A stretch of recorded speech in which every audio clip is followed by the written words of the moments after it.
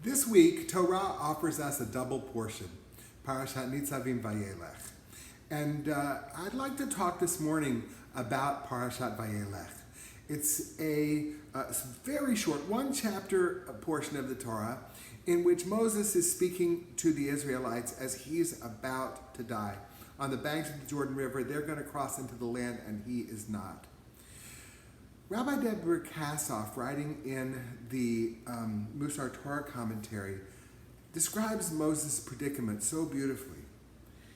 In the course of his service to the children of Israel, Moses learned that he will not get to see his life's mission come to fruition.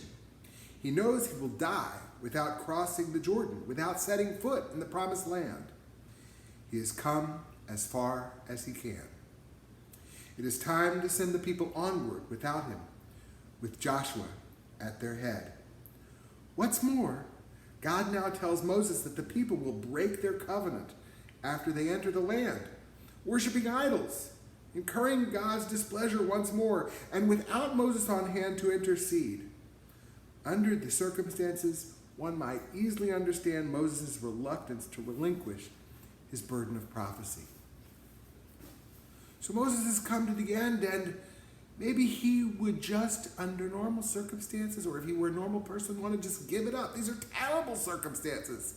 He doesn't get to bring the people into the land, and he's told that in the future the people are going to break the covenant again, as they have repeatedly.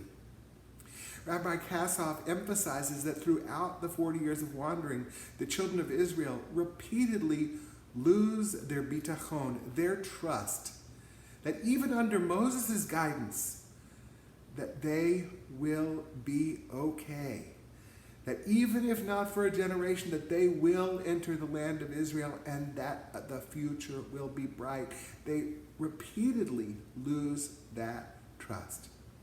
Any of us living at a hard time may be apt to lose a sense of confidence that in the end, things will somehow be okay.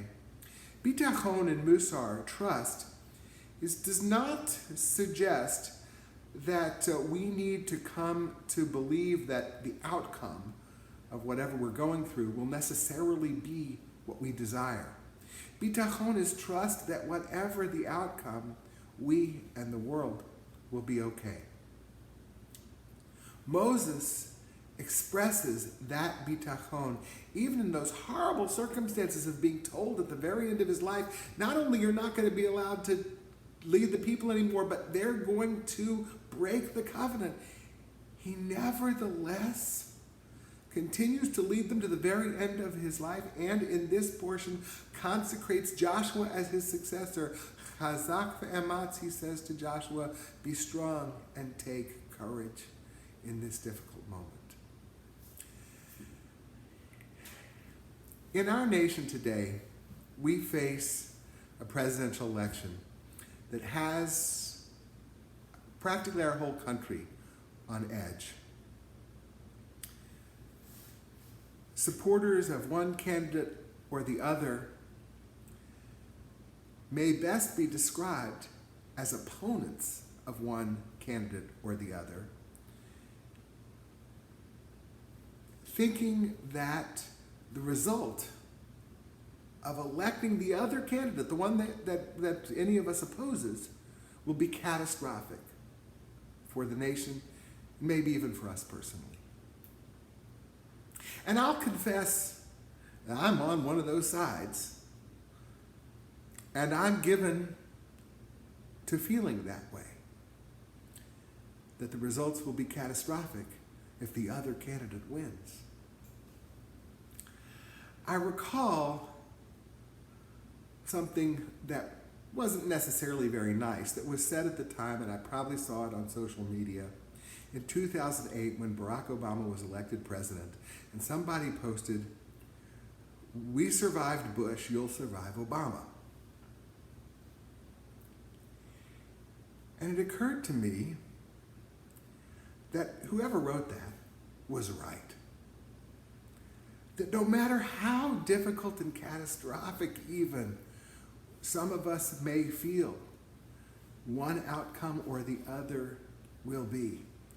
And even despite the fact that there are real consequences to how this election turns out, no matter which side you're on. We would do well to live with Moses' bitachon, even having been told that the outcome would be catastrophic, that basically the future that the first temple would be destroyed is revealed to Moses. He proceeds with faith to say to Joshua, Chazak ve'ematz, have strength and good courage and lead this people into the land of Israel. May all of us at this trying time, divisive time in the life of our nation, try to draw on Moses' bitachon, his trust, and to take for ourselves the words that he speaks to Joshua, that we may be strong and courageous, whatever the outcome. Shabbat Shalom.